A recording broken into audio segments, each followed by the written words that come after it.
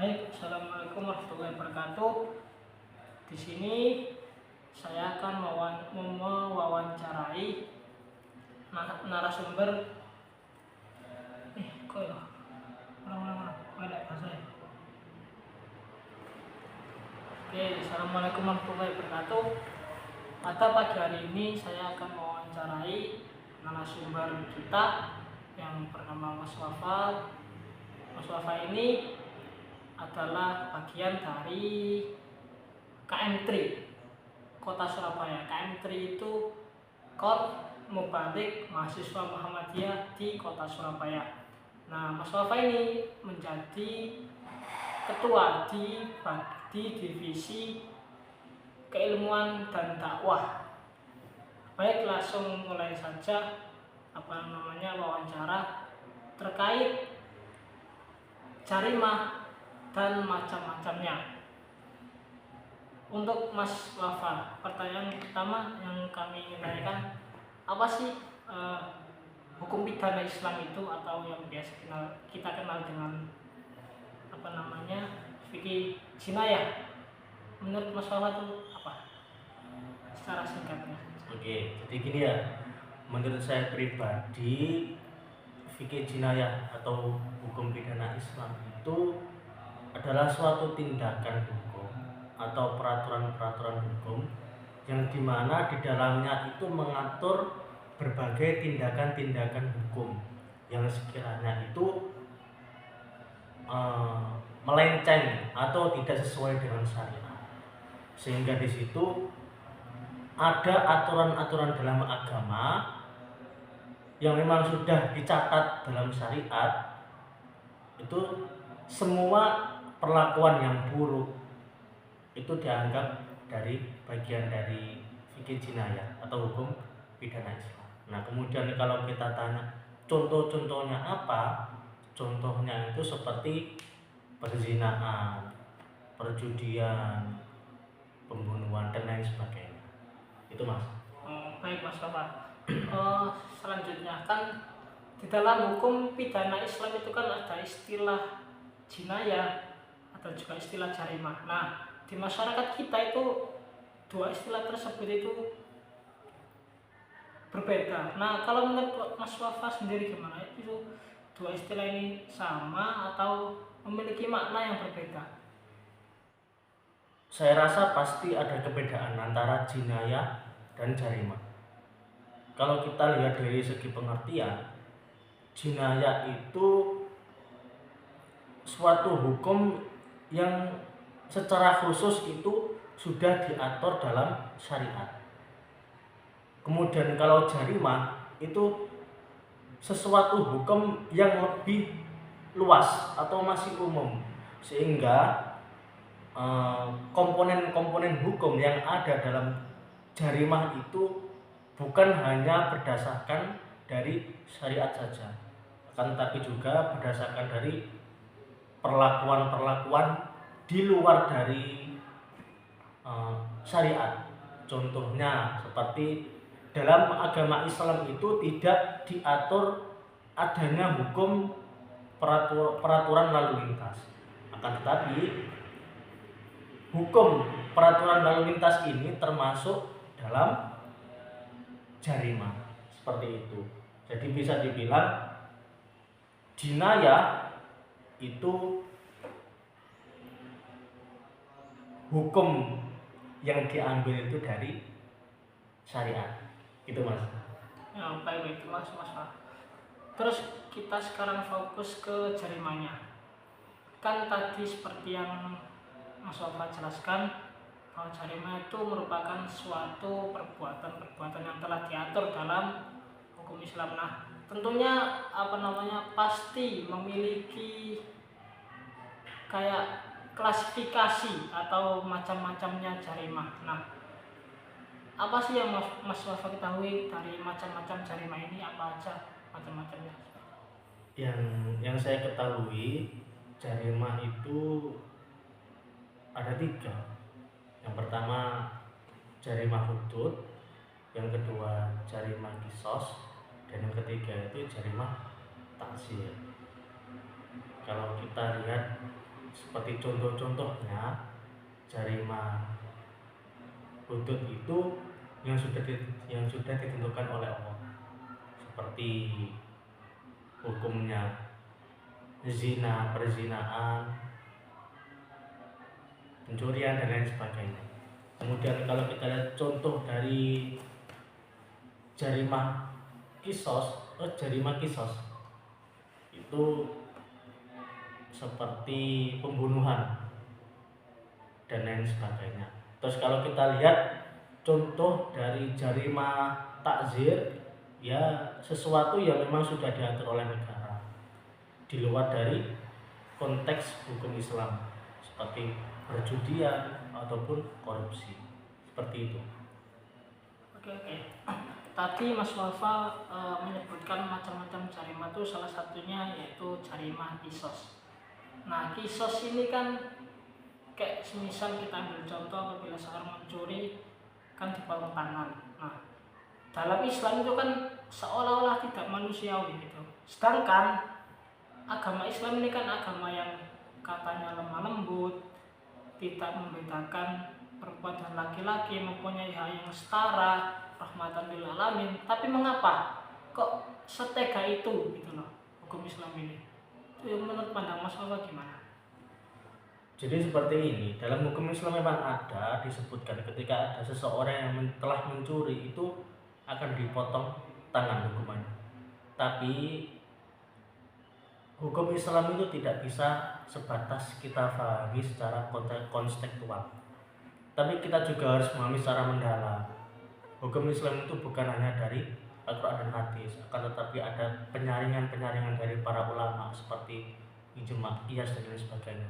Nah, kalau kita lihat dari segi usul fiqh, pencurian yang dimaksud potong tangan itu bukan kita seperti mencuri barang-barang yang kecil, kayak kita mengambil bolpen teman kita. Nah, itu bukan termasuk kisos yang harus dipotong tangan. Jadi kisos yang dimaksud dengan potong tangan itu ada kadarnya, ada apa ya? Ada semisal takarannya. Yang kita ambil, yang kita curi, yang dicuri itu seberapa besar nilainya, sehingga di situ harus dipotong tangan. Akan tetapi dengan adanya kisos potong tangan ini, semisal contohnya ya, bukan berarti merendahkan hukum-hukum yang telah dibuat oleh Allah, bukan. Semuanya pasti ada hikmahnya. Akan tetapi juga tidak bisa kita langsung terapkan. Maka dari itu, yang sudah saya tadi katakan, hukum Islam itu tidak bisa langsung kita pahami secara tekstual. Harus kita pahami secara konstekstual, harus ada penjelasan. Itu sih mungkin. Atau mungkin ada yang kurang? Cukup kayaknya Mas. Pertanyaan berikutnya, mengapa sih di Indonesia ini tidak memakai hukum Islam? Kan hukum Islam kan sudah sempurna, dari mulai kita bangun tidur sampai tidur lagi itu kan sudah diatur dalam Al-Quran maupun hadis dan ijtihad ulama. Mengapa di Indonesia ini kok masih menggunakan hukumnya sendiri yang itu bekas kolonial Belanda? Ya memang kita harus akui kalau hukum Islam itu adalah hukum yang sangat lengkap. Bahkan dari kita tidur sampai bangun tidur itu semuanya diatur dalam Islam. Nah, ini membuktikan bahwasanya hukum-hukum Islam, semua yang diatur oleh agama Islam itu memang sangat sempurna, sehingga hal kecil pun itu sudah diatur dalam agama. Nah, kemudian muncul pertanyaan, kenapa kok negara tidak mendirikan hukum Islam saja?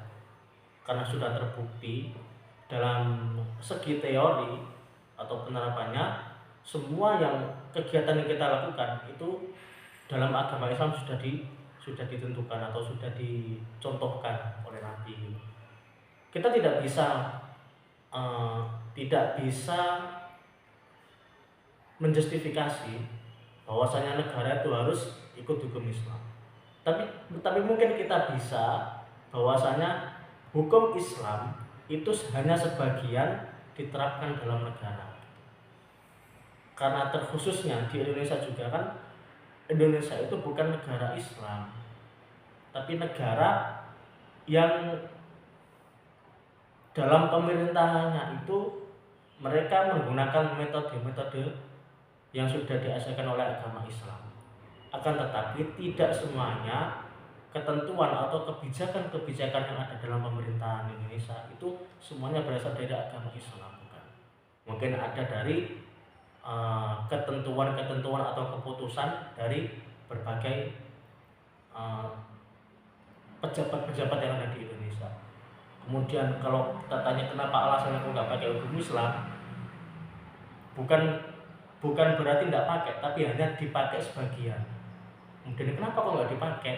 Ya nggak bisa, kita nggak bisa pakai untuk semuanya, karena kalau sampai pun kita harus memakai hukum Islam sebagai penerapan dalam bernegara, ya tidak semua seorang itu setuju dengan adanya ketentuan tersebut, gitu Mas. Tapi apakah bisa kalau hukum Islam ini diterapkan di Indonesia ini? Bisa kemungkinan? Menurut saya bisa. Nah itu tadi kembali ke pernyataan saya tadi, hukum Islam bisa diterapkan di Indonesia, akan tetapi tidak bisa semuanya, hanya sebagian yang bisa. Kalau kita terapkan semuanya, saya rasa susah dan mustahil, karena dalam Indonesia juga kan bukan hanya adanya satu agama. Dalam kepercayaan orang Indonesia, agama itu bukan hanya agama Islam, sehingga dari situ kita tidak bisa untuk hukum-hukum yang ada dalam Islam itu diterapkan dalam sebuah negara secara keseluruhan. Jadi mungkin hanya bisa sebagian, gitu. Itu sih Mas, kalau menurut saya. Baik, terima kasih Mas Nur. Saya rasa cukup